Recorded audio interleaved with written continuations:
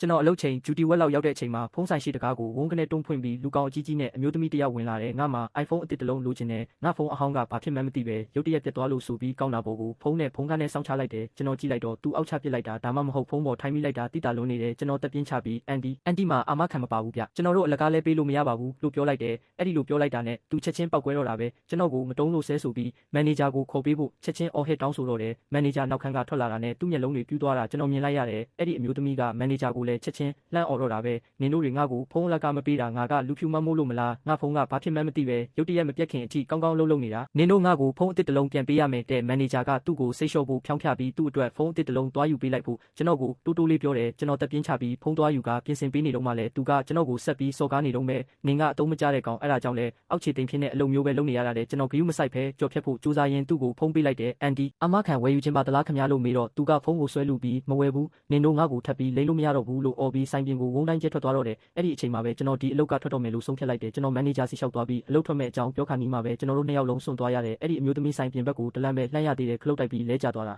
သူ့ရဲ့ကြီးမားတဲ့ခန္ဓာကိုယ်ကြီးပြိုလဲသွားပြီးသူ့ရဲ့အသစ်ဆက်ဆက် iPhone 18 Pro Max ကြီးကိုအစိမ့်သားဖိမိသွားတာကိုကျွန်တော်တို့ကြည့်နေခဲ့ကြတယ်သူဖုန်းကိုကောက်ကင်လိုက်တော့ဖုန်းကအပိုင်းပိုင်းပြတ်ထွက်သွားပြီးသူချက်ချင်းဆိုင်ထဲပြန်ပြေးဝင်လာပြီးဖုန်းအသစ်တစ်လုံးထပ်ပေးဖို့ကျွန်တော်ကိုအော်ဟစ်ပြန်တယ်ကျွန်တော်ကတော့သူ့ကိုဒီတိုင်းကြည့်ပြီးအာမခံဝယ်ထားလိုက်ရမှလို့ပဲပြောလိုက်ပါတော့တယ်